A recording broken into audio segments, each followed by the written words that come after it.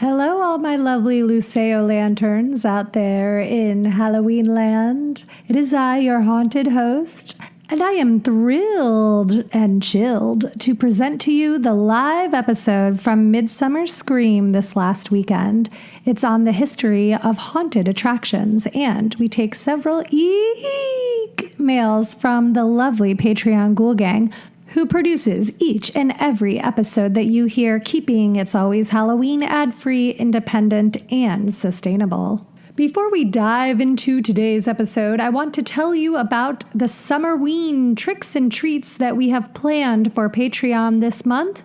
It's never too late or too early to sign up, and we are getting rumbling as we are getting closer to a calendar Halloween. We have a fantastic Kitchen Witch Graveyard Taco Cup recipe up on the blog now. We are reading Ghost Summer by Tananarive Dew with our book club, and we're meeting on Tuesday, August 30th from 6 to 7:30 p.m. PST to discuss it. So you have a whole month to get this incredible book of short stories. You don't even have to read all of them. You could just read a few and show up and discuss them with us. And then we are watching two classic summer creature features, Jaws from 1975 on Saturday, August 13th at 6 p.m. PST. And then we are watching the 2019 film Crawl on Saturday, August 27th at 6 p.m. PST. So a little bit of sharks, a little bit of alligators, and a lot of bit of creeps. Food, books, and movies, and more. You'll get all new bonus ghost story episodes, blog updates, recommended readings, and all the fun hangs that Discord has to offer as we get 1 month closer to calendar Halloween. So if any of that gets your bones rattling with excitement, then you have to head over to patreon.com/itsalwayshalloween and check out all of our offerings, and you can help produce the podcast each week as well. You can also find that link in our show notes along with our Redbubble for It's Always Halloween merch and our Instagram. And don't forget, if you want to contribute to future episodes, give us a call on our All Hallows Hotline at 802-532-DEAD. Or you can write us an email at itsalwayshalloweenpodcast@gmail.com. That information is also in the show notes. Lastly, I'd like to thank the organizers at Midsummer Scream for reaching out and inviting Pete and myself to participate and perform in this month's convention. It was beyond our wildest dreams.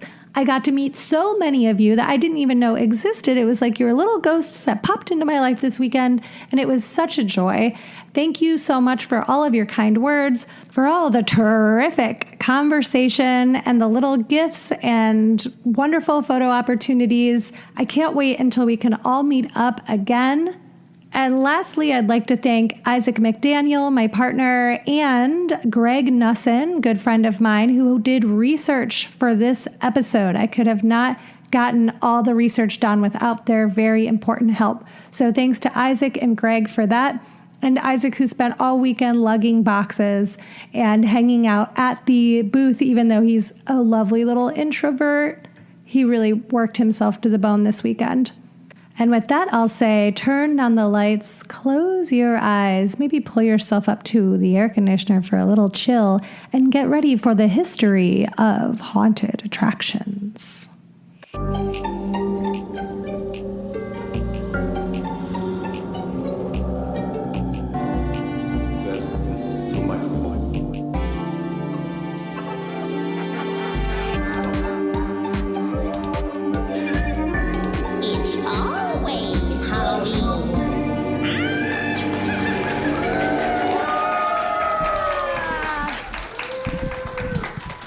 No matter what hour your clock strikes, here, it's always Halloween. And I'm always your haunted host, Luce Tomlin Brenner. Welcome to Midsummer Scream! Oh my gosh, how good does it feel to be surrounded by your people? Isn't that great? You've got another 2 hours before whatever bullshit is back at home. So for now, we're gonna get cozy and sweet. My name's Luce Tomlin Brenner, and this is Pete Burns over here. Hey. For those of you who are new to the podcast, it's a research-based, year-round, cozy, Halloween-themed history and community podcast. I'm a comedian and a filmmaker and a lifelong Halloween enthusiast.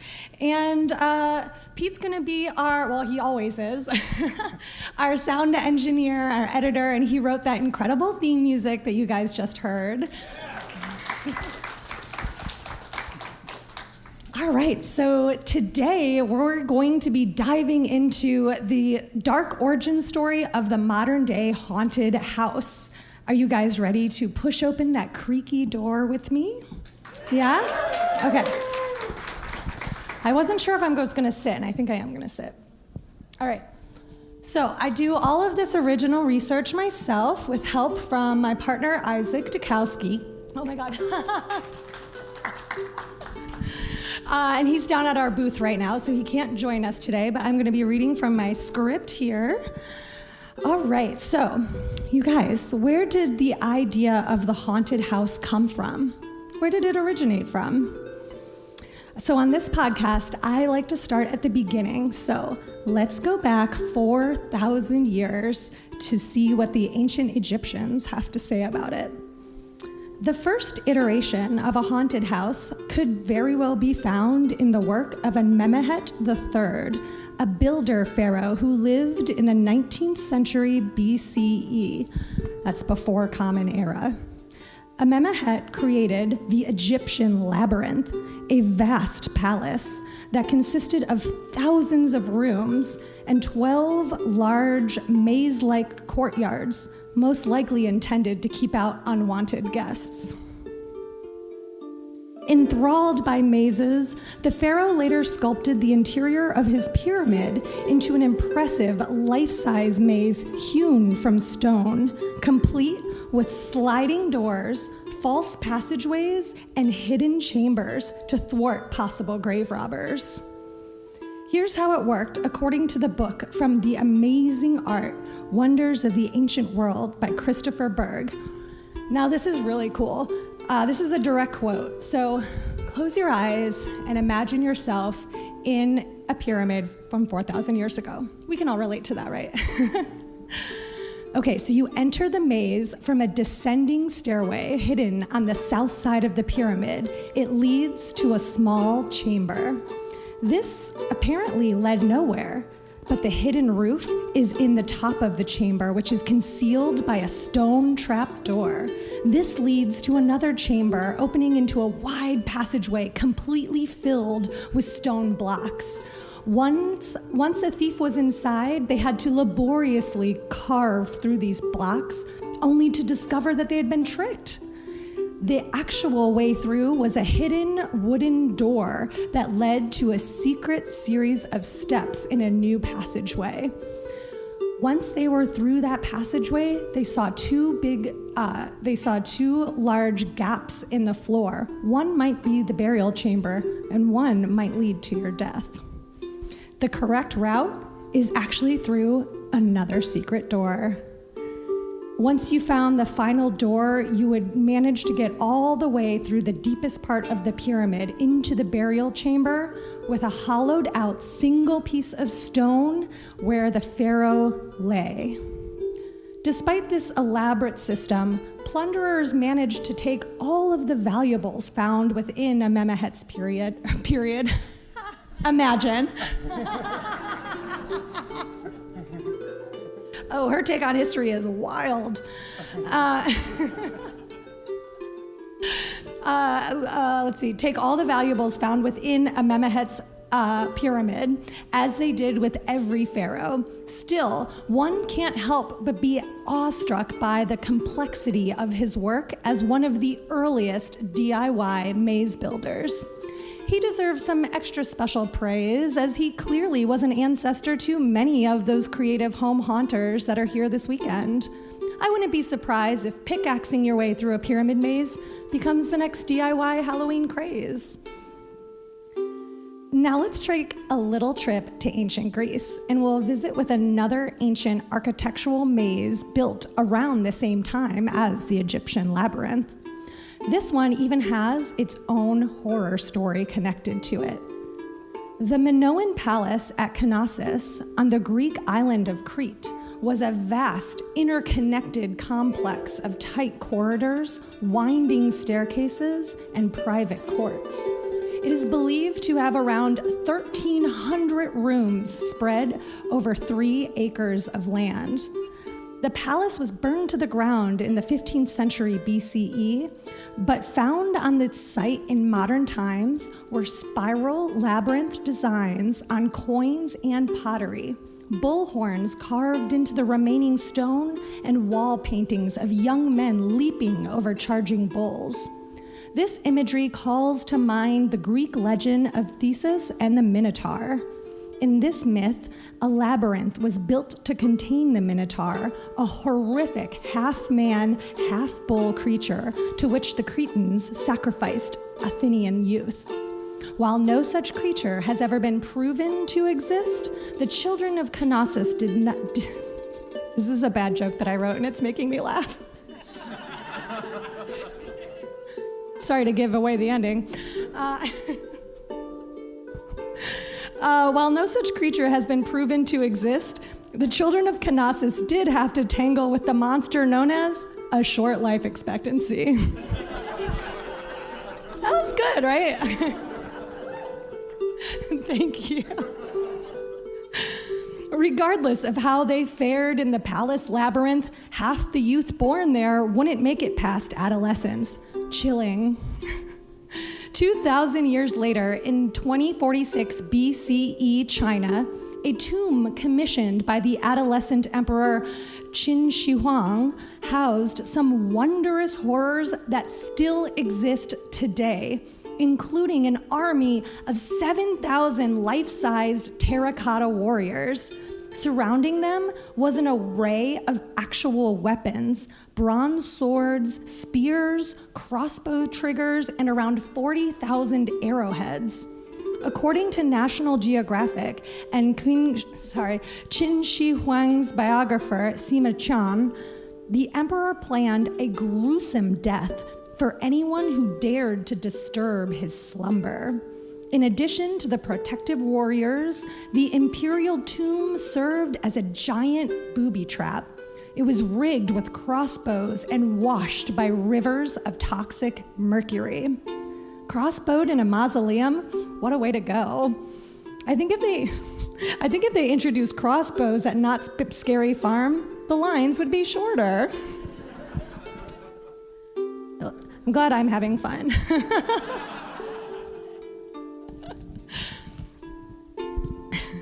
It may seem far-fetched, and it's unknown if the crossbows exist or if they'd even work today, because his actual mausoleum has never been excavated due to the very real and abnormally high levels of mercury.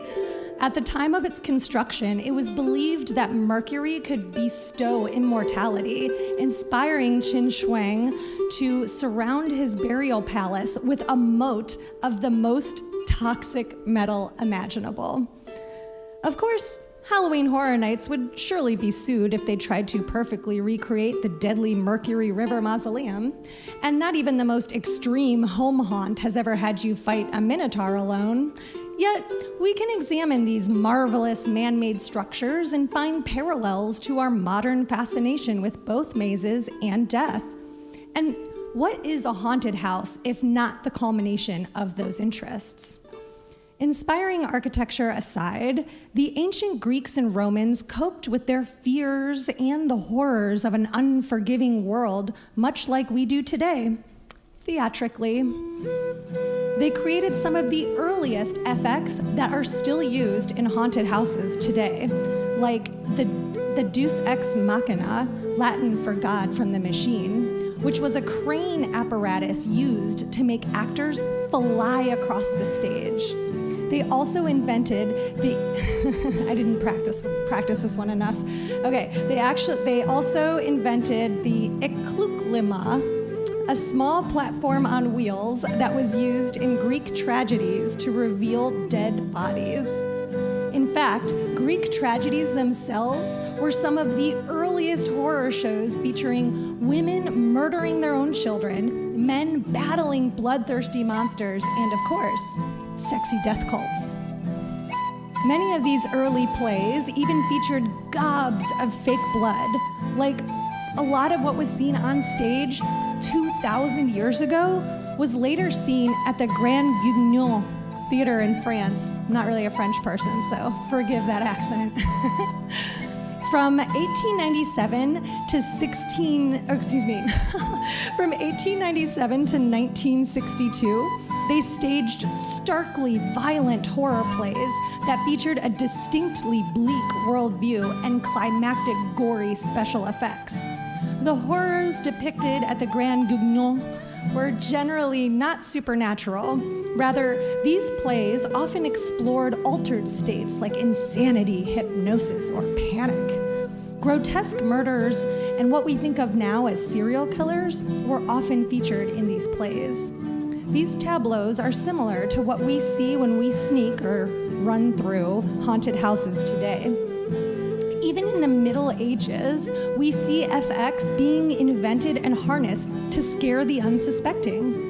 From the 1400s through the 1600s, there are recorded instances of people using concave mirrors, camera obscuras, and magic lantern projections to fool people into thinking spirits, monsters, and even the devil himself were being conjured right in front of their eyes. These early projectors were later harnessed to greater effect in the late 18th century European horror shows known as phantasmagoria. Eager to be spooked audience members would pay to see these horror movies of their time, which showed moving images like skeletons, ghosts, witches, and demons. These shows used immersive techniques like creepy decor, total and semi-darkness, sound effects that would play throughout the audience, unusual smells, and even electric shocks. In the 1800s and the 1700s, people were getting electric shocked as they're watching plays. It's amazing. Hold on, if you like that, hold on to your butts. Some shows even required audience members to fast.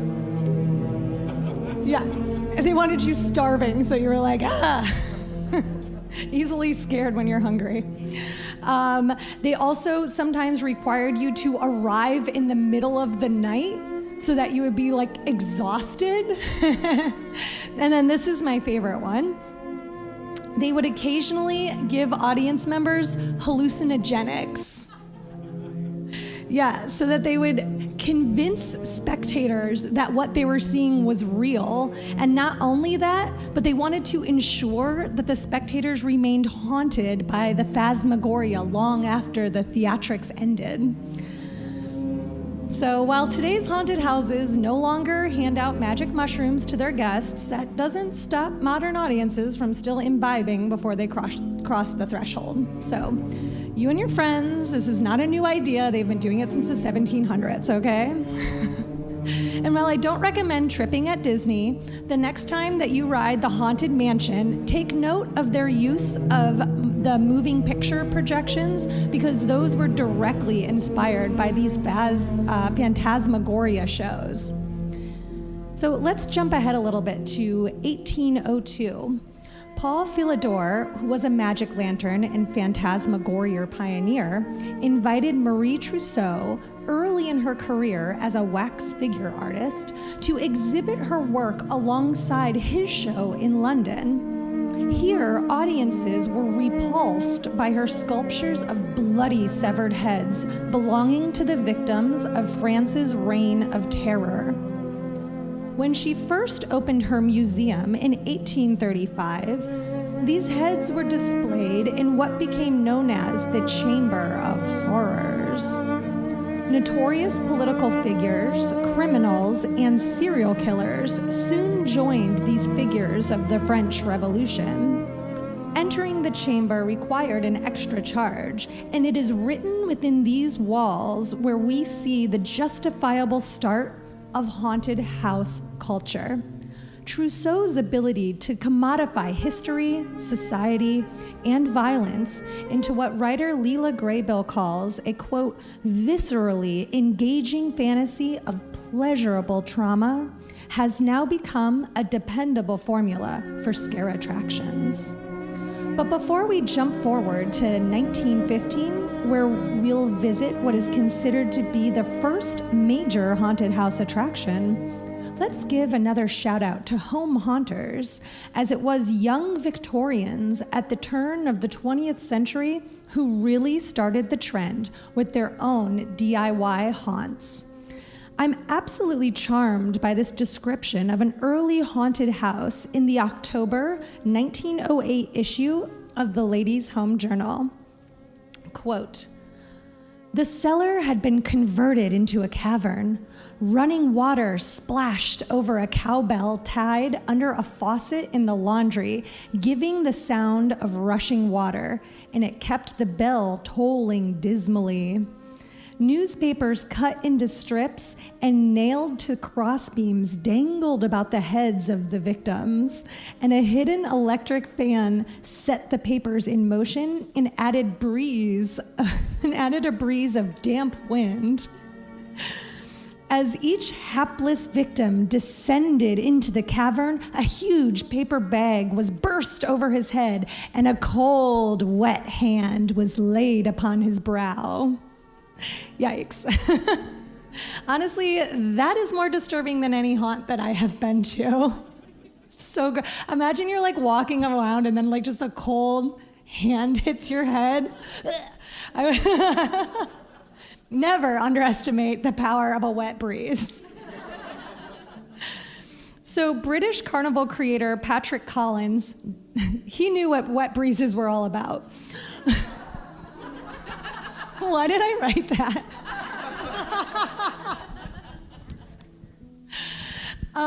So he created the 1915 haunted cottage, which is generally thought of as the first official haunted house.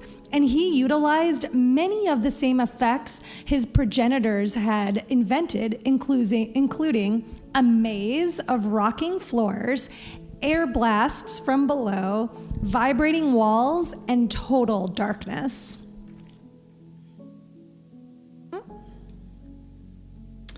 Over a century later, the doors of this 1915 haunted cottage are still open to the public at the Hollycombe Working Steam Museum in England.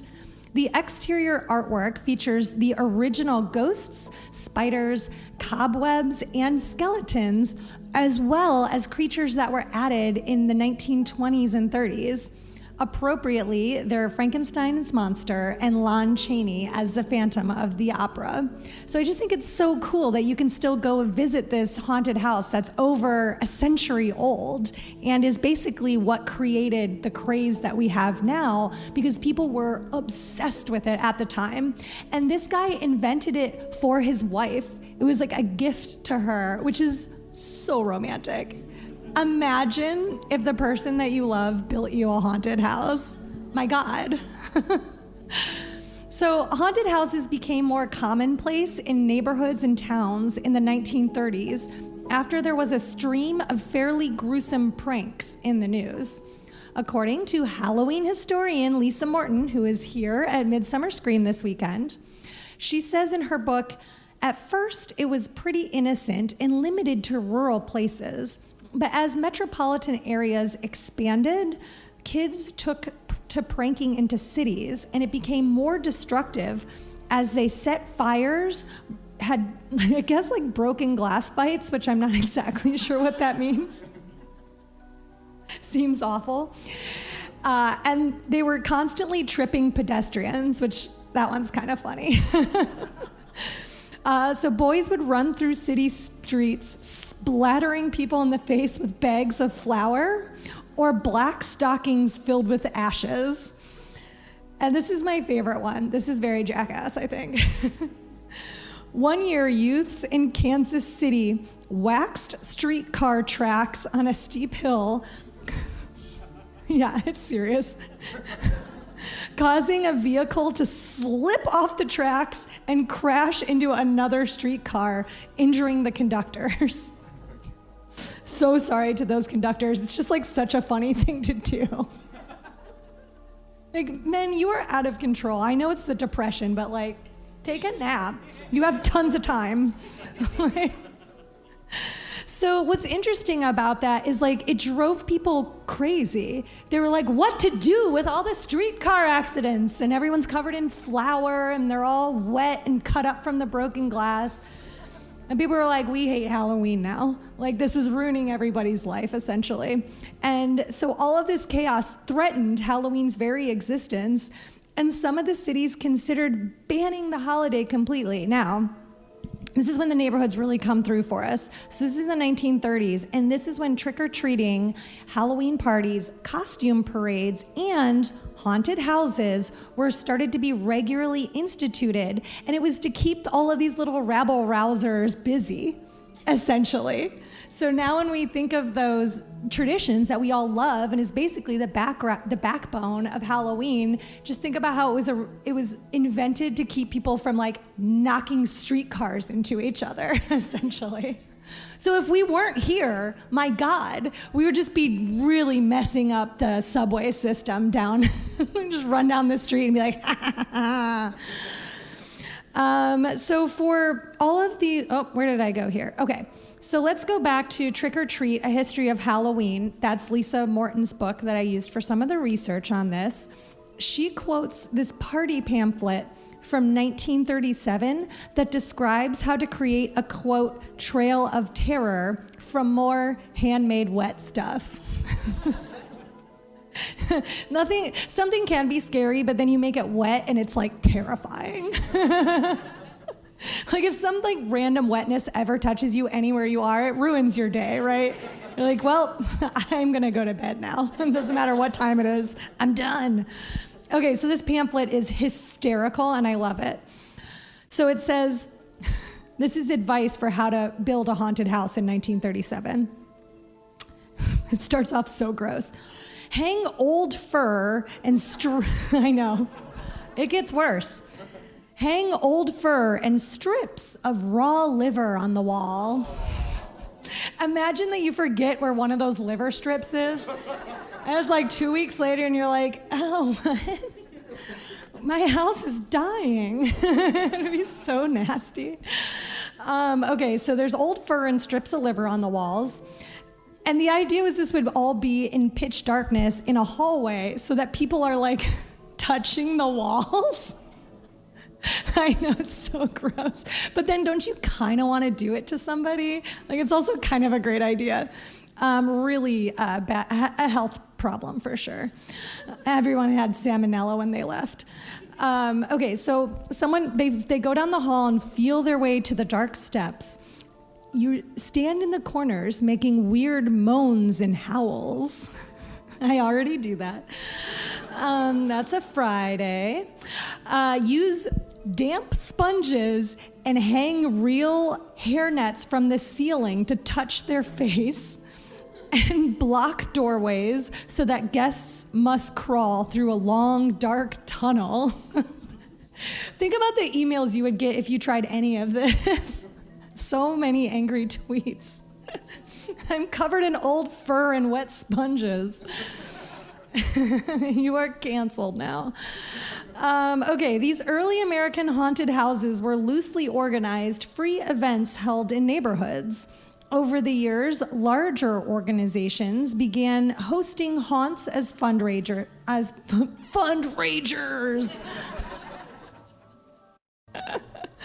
Began hosting haunts as fundraisers or commercial attractions. So I think it's really interesting that these really disgusting homemade haunted houses that people did were so popular that like local organizations and mom and pop shops were like, oh, there's money to be made here.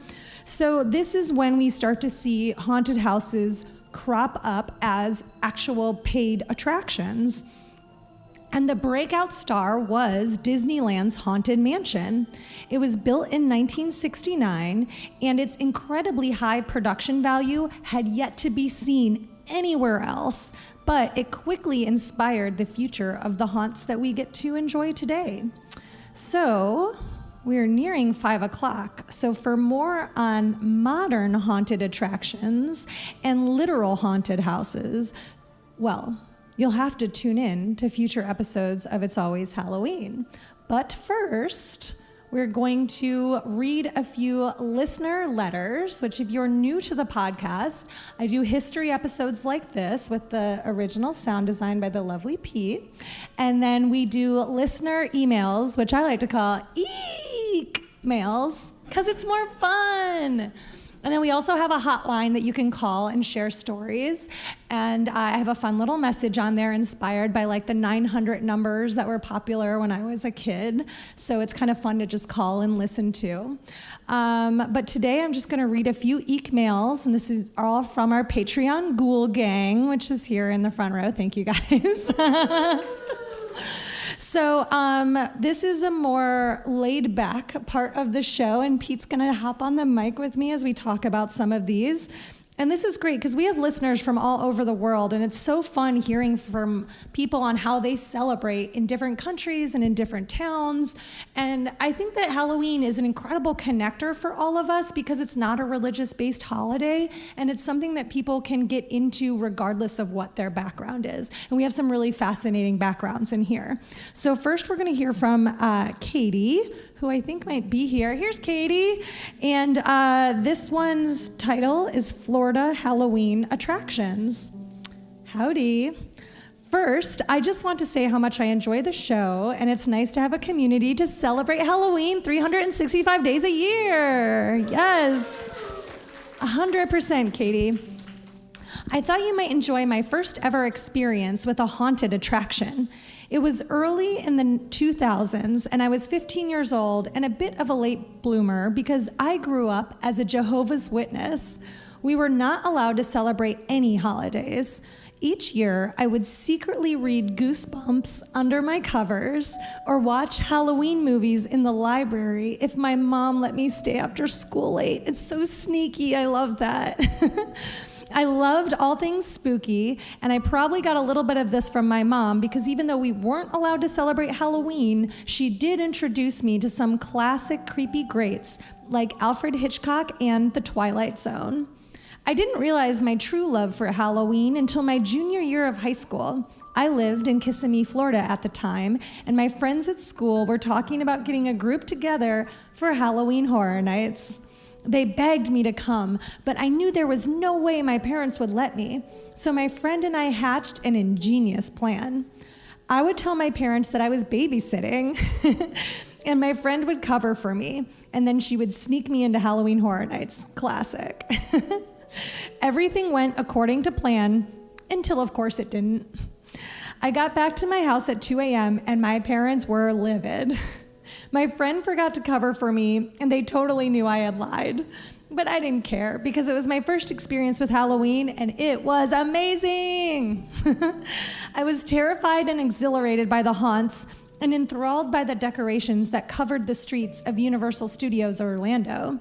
My parents were yelling at me, and I was just spacing off, recalling the many spooky adventures I went on that evening. I know, typical teenager. I will never forget that experience. It's what really got me into Halloween, and I secretly celebrated every year until I was able to leave that religion and finally celebrate. Aww. I started creating my own home haunts, and a few years back, I tried to throw a Halloween-themed event. I absolutely love the creative storytelling process that goes into making a truly immersive haunted house attraction. Yes. I also do a bit of paranormal investigating on the side. I might have to email you again regarding my best paranormal investigating experiences. Anyways, that was my first haunt, and while I'm not saying you should lie to your parents, I will say it was totally worth it for me. I hope you enjoyed it. Thanks, Katie. Thanks, Katie. Oh my God. That is so fun. Pete, did you ever have to lie to your parents to do something? Like, were your parents strict? I've never lied to my parents, ever. I don't believe you. No, you can't see I was joking. Oh. No. This made me think. I was like recalling the many times I would sneak out of my house and the stories that I crafted too. Yeah. Mine was usually to smoke cigarettes, which is worse than going to a haunted house. I was too scared of haunted houses as a teenager. I was going to say I was gentle, but obviously I was very cool because I was smoking cigarettes. Nothing cooler. Exactly. And that's why we're pro smoking on the It's Always Halloween podcast. Brought to you by Marlboro. It's not true. Don't leave. It's not true. Have you been to Halloween Horror Nights? I have been to Halloween Horror Nights. Yeah. I love it. It's my favorite. It's so much fun. Yeah. I get very easily like sensory overloaded. As we were talking about, this is my first con. And so walking in, I was just like, oh, like there's everything going on. Yeah, but I felt the same way at Halloween Horror Nights. Like it's just overwhelming how much people are celebrating, and it's wonderful. It's so exciting. Yeah, I always say on the podcast that I love Halloween Horror Nights because I get to finally scream as much as I want to all year round. So I'm like saving up my screams, and then I feel like I scare them because I just unleash like a torrent of all of my feelings for a year into their face. And I'm like, I'm having so much fun. I can't imagine why they would feel scared. Yeah. And then they pass away. I kill people with my screams. Watch out. All right, let's hear from Tom.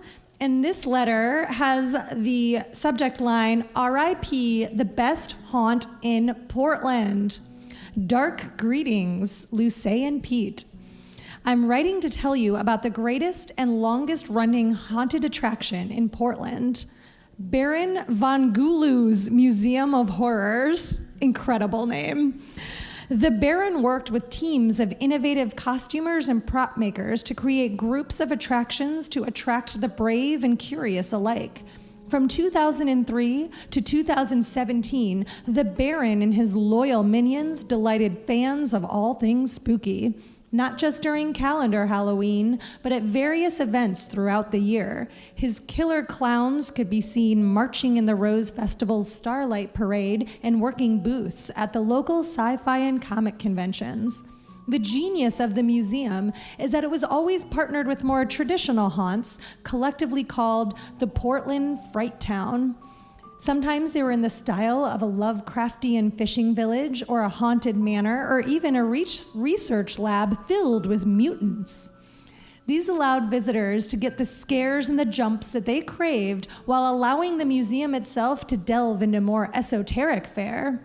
My favorite thing about Baron von Gulu's Museum of Horrors, God, that's fun to say, is that it really did work like a museum. Even when there were crowds, there was plenty of room to stop and enjoy the craftsmanship of the crypto-taxidermy, like a life-sized werepug, or read the history plaque below the cursed portrait, which may or may not slam down and reveal a screaming actor. It's me.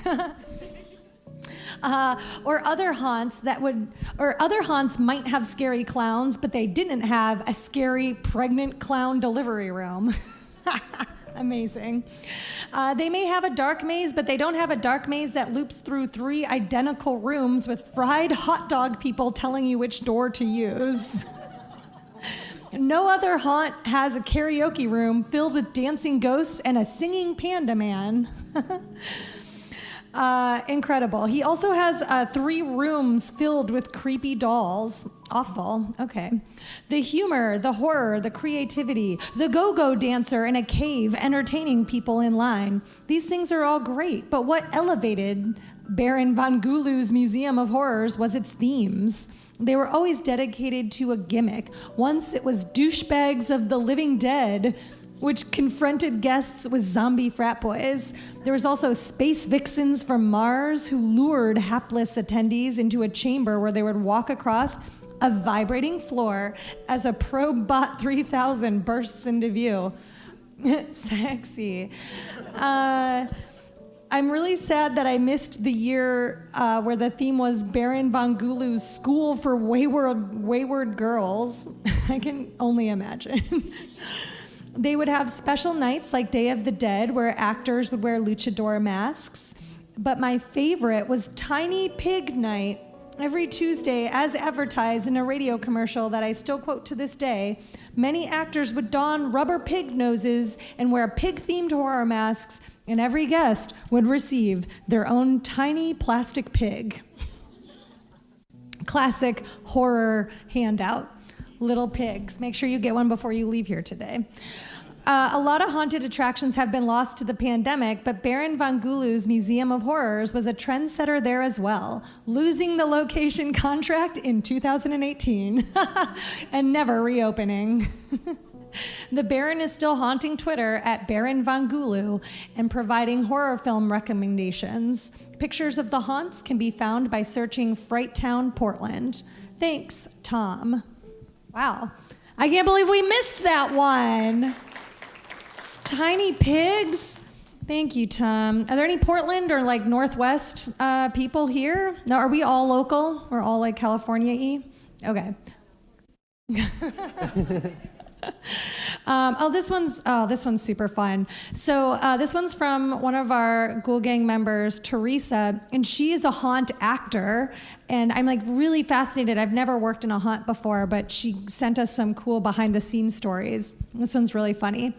Hi, Luce and our fellow lanterns. I wanted to reach out and share a little Halloween story from working at my haunt.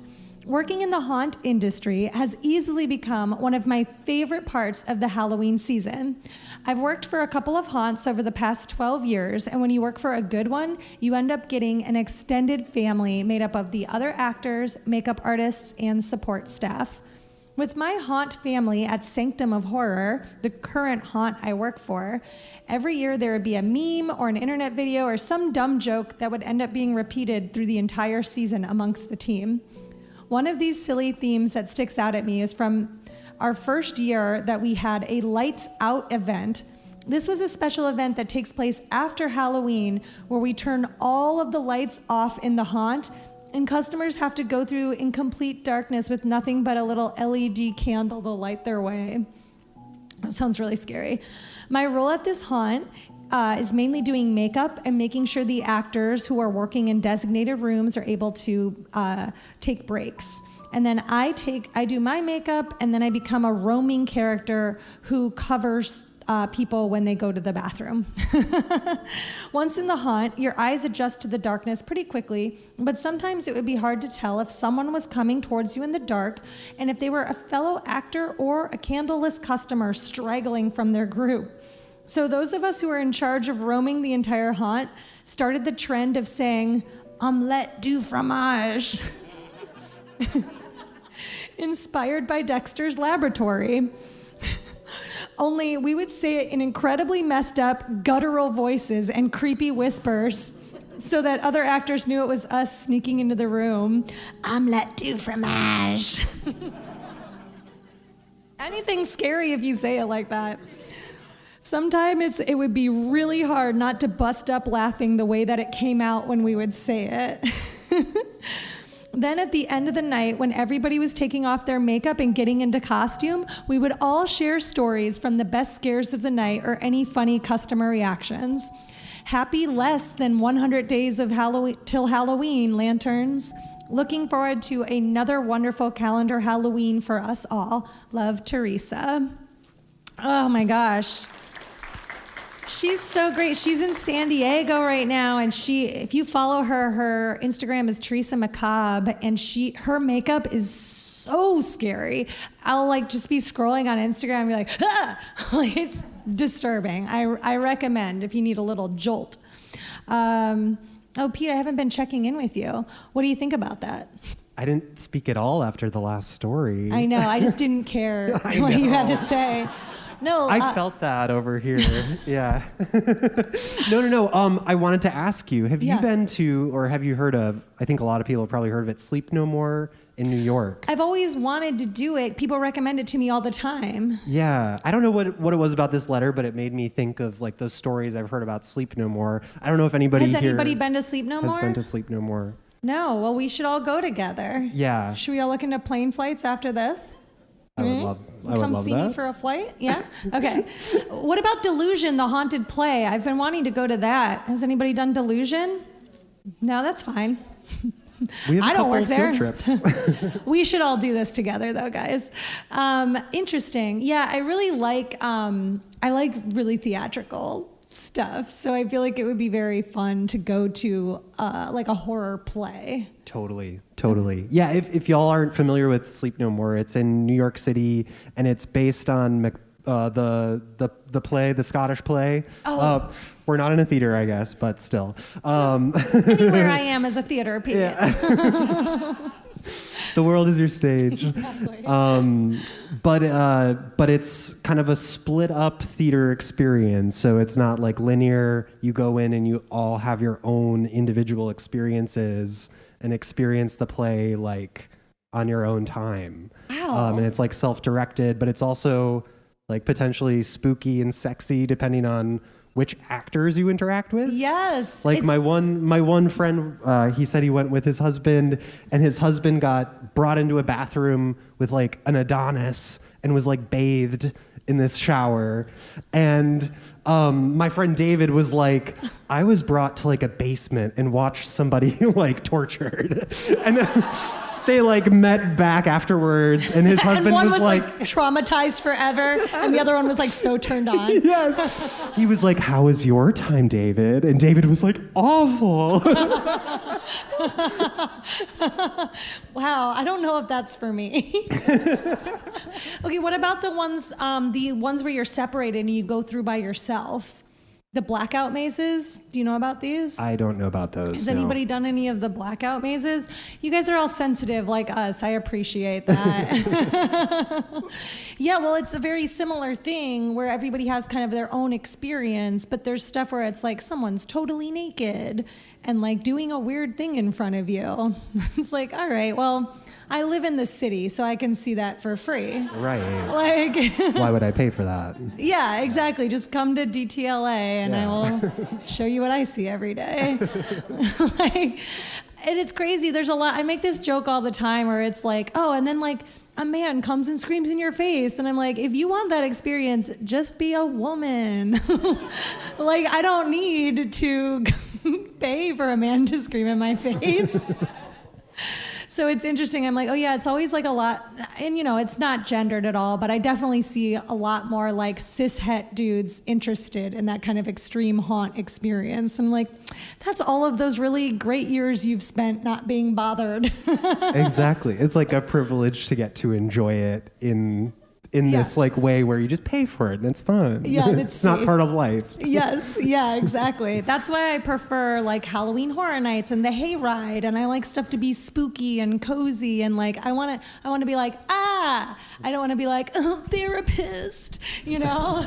Like, well, here's one from Jennifer, who was here today but then had to catch a flight. So she has a really good story here about a Las Vegas haunt. Hi, Luce. When I lived in Las Vegas 10 years ago, I had quite an array of extreme haunts to choose from, but I found a cool out-of-the-way haunt called Bonnie Scream's Wicked West Weekend Haunted Ghost Town in Blue Diamond, Nevada. That is a random collection of words. I would love to speak to them about copy editing that. Like, Bonnie Screams is fine. The rest of the year, the ranch returns to its regular name, Bonnie Springs. It's close to Red Rock Canyon and has a pretty extensive history dating back to the early 1800s when travelers braved the Spanish Trail. During the Halloween season, this tiny ghost town was repurposed into an amazing haunt experience with 4 buildings, each one containing its own theme. Plus, there were plenty of zombies and roving giant-headed clowns to scare you on your way to or from the buildings. And there were even fire eaters who gave you something to focus on between the screams. Yeah, you're like, will I catch fire or will I be traumatized? And I must say, the desert is a very enjoyable place to scream and laugh really loudly. One of my favorite parts was the haunted train ride, which took you back to the parking lot area, the last few moments of fun before you left the ghost town for the night. I'm really bummed to read that it's closed now, and I'm sure it was a large expense to run it for as long as they did, but I know it made a lot of people's Halloween really fun and really special. Jennifer, does anybody know this haunt? No? Has anybody ever screamed in the desert before? Yes. Was it? Amazing. Oh, I think the Sanctum of Horror one from Teresa's was from Arizona. Yeah, because she's from San Diego, but she would drive to Arizona and like stay there for the month to do this haunt. Yeah, Sanctum of Horror, check it out. I've never gone to a haunted house in Las Vegas. No, me neither. No, I did go to Meow Wolf recently in Vegas, which I recommend. It's not quite a haunted house, but it's a large artistic installation that you can be at for like, you should be there all day. It's very creepy and kind of trippy. And there's like little, I don't know, it's like a little mystery to solve. So if you're into that, highly recommended. But it is scary because there's really small tunnels to crawl through. And I do not do a small tunnel. I mean, I did then, but I didn't like it. I was screaming the entire time. I was just in the walls. What was this called again? I missed the name. Meow Wolf. Meow Wolf, like the cat. Like the cat and then the dog. Yeah. Yeah. Cool. Yeah, it's great. It's a huge art installation. Wow. Okay. Yeah, you need a whole day. On the website, they say 2 hours, and it's like, what? 2 hours if you just like pop your head in. But if you want to do the whole mystery experience, it's like an all-day thing. Wow, that sounds really cool. It's super fun. Is it like an Instagram honeypot type thing? No, stuff looks good. Yeah. Like you'll want to take pictures of it, but it's actual artists. Okay. It's not just like, this ice cream, take a picture. Yeah, like, right. It's fun, but it's like, this is like beautiful. And it has like this whole take on like capitalism and consumer culture. And like, you don't have to get into that if that's not your thing, but it's fascinating. It's like a fun satire of like big box stores.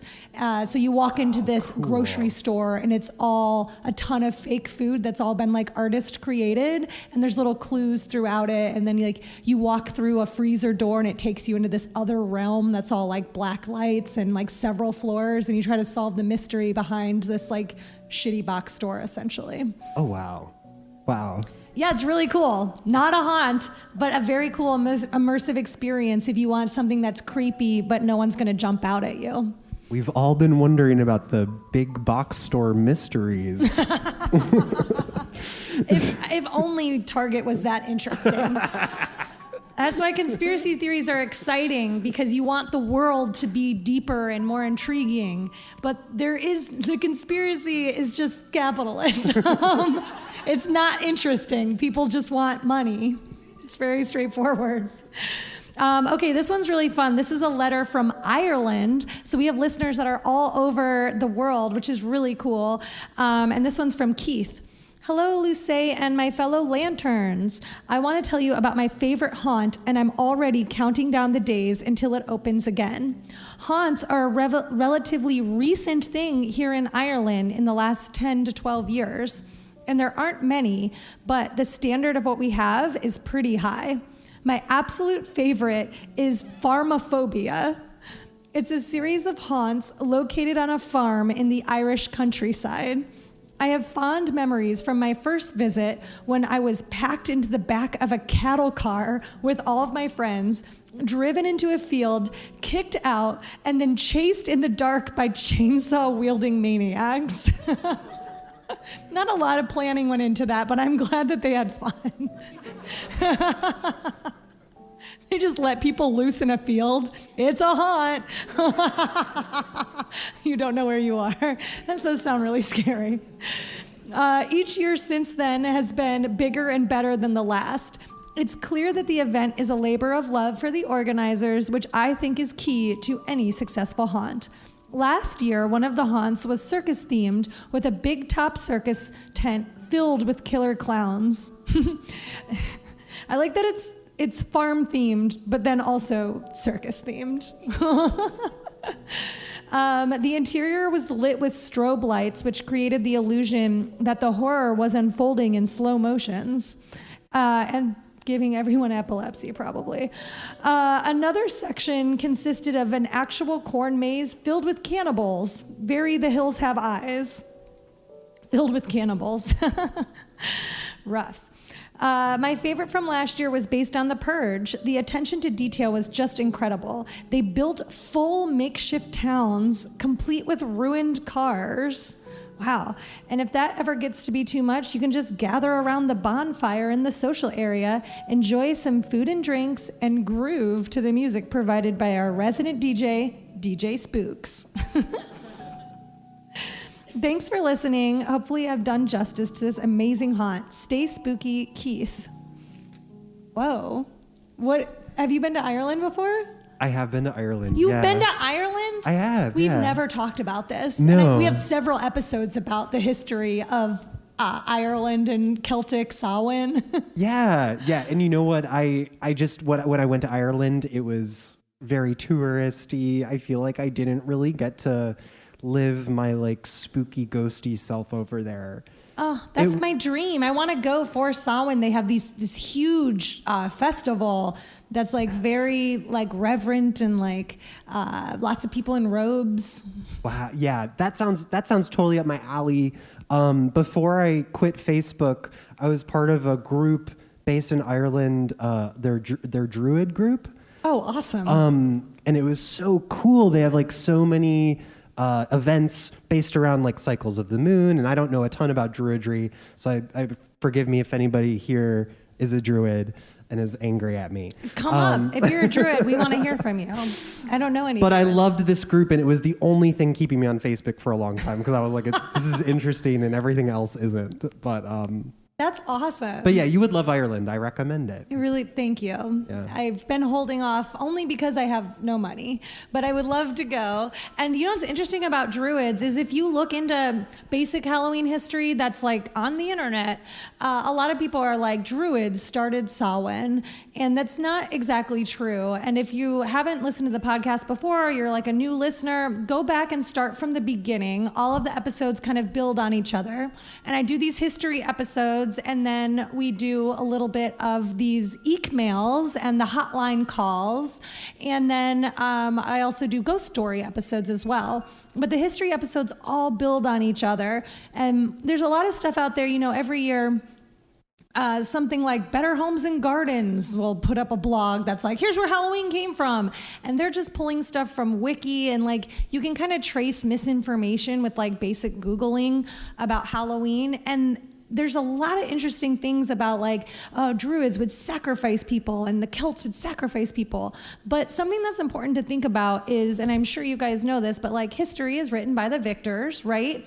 So a lot of what we have is written by the people who squashed the Celts, and those were the Romans. And so a lot of the stuff that Romans wrote about, because you know there's a lot of ancient historians that we pull information about antiquity now is from Roman and Greek historians, and they were not a fan of the Celts because these were tribes that were all over Europe, and basically, you know, Rome wanted to take over everything. So they got to benefit basically from being like those crazy Celts and their Druid sacrifices, and they had these pagan altars and everything. All of that was kind of put out there to be like, we should kill the Celts. We should totally kill the Celts. They're crazy. So there's a lot of stuff, and I get into this on the podcast as well. But you know, I'm a comedian. I love history. So I do all original research from different sources and books. And it's really important to me to try to get stuff right. And I like to go back as far as possible, which is I was like, everyone keeps talking about haunts starting in the early 1900s, but like that wasn't actually that long ago. So I was like, what about before that? What about before that? What about before that? So I'm just kind of a curious Lisa Simpson, and I just like to dig until I can't go any further back. And so I just want to like encourage everybody to kind of like have an open mind and like question things that you read like online, especially when it comes to like the stuff that you love, right? Like we all love Halloween so much. And part of it is like the cozy feeling that we have and the fact that it's like if maybe we don't feel like we fit in other places and this is like a nice little family. And there is so much fascinating history connected to it. It's not just like, of course it's fun to buy t-shirts and see horror movies, but like it's not just that stuff, you know? It's like, it's ancient, and the stuff that we're doing, we've been doing for hundreds of years, and it connects us to our ancestors, it connects us to people all over the world, and we all have so much more in common than we don't. And I think that's what's really fun about history is being like, oh my God, they did that, we do that. And it's also kind of comforting when things seem like really bad to be like, oh man, stuff was really bad. I mean, you look at the when we're talking about the Greek labyrinths, and it's like, I was reading about this beautiful palace for the history and just 1,300 rooms. Like that's kind of hard to imagine, right? And people were just like eating and lounging and dancing and like it's gorgeous. Everything was marble. Like I started to get kind of choked up because I'm like, oh, we're never gonna see that. Like that's just gone, you know, because they had this like horrible war and then like they all burned down. But like they had beautiful lives, and that was 2,000 years ago. I mean, they didn't have a long life. They were like a lot shorter for them. But like they've gone through a lot of the battles that we are also going through. So one of the things I love about history is I find it very comforting to see that like things are up, things are down, things are up, things are down. And the thing that we can hold on to is our traditions, and we can connect, you know, over our traditions. And I think that like art and nature and community being together, that this is very liberating. This can help us when other things aren't helping us, you know? So I just want to encourage you. There's always been wet stuff scaring people. Yes! Things have always been wet. Things have been wet throughout human history. Yes, and you know what? We also always get dry.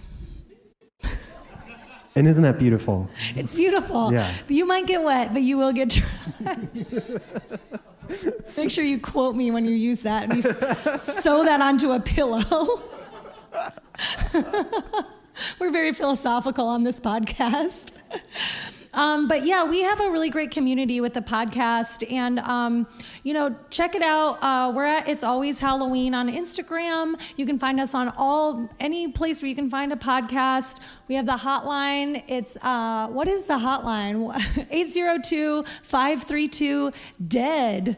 And you can call in and leave a little message for us there. You can email us, send us an EEEEkmail at itsalwayshalloweenpodcast@gmail.com. I have tons of postcards. I left them all downstairs. I have a booth downstairs. It's in the back corner. Oh, we have postcards here with like information. It has the link tree on it, so you can just scan it and it'll bring you everything. And I have a Patreon, and we do movie nights, and we do recipe clubs, and we do book clubs, because community is very important to me, and I want to try to connect with other people who love the same stuff. I don't know, is that everything? Is there anything else to add about the podcast? You mentioned the recipes, yeah? Oh yeah, the recipes are very important. Kitchen Did you Witch. mention the zine? Oh, we have Hallowzines. We actually collected recipes from listeners all over the world, and we're putting a little Kitchen Witch cookbook together, and that's going to be available for pre-order in about a month. We're still arranging it. And we also have this other zine called the Trick or Treat zine, and it's all pictures of listeners in their trick or treat costumes from when they were little. And we have stuff from like the 60s and 70s, and we have stuff that's really modern, which is really cool. And we have a good one of Pete. You're saying 1 more minute. Yeah. And all of our listeners are called lanterns. That's why people kept saying, hi there, lanterns. So come be a lantern with us. Tune in. And I want to thank my co-producer, Pete. He's our sound engineer. He did the theme music. He does the editing. I couldn't do this without him. And I want to thank all of our lanterns that are here. If you're already a listener, the reason I got to do this is because we've been really successful. So thank you for helping us come to Midsummer Scream. I've been coming here for 8 years, and it's such a thrill to actually get to work here.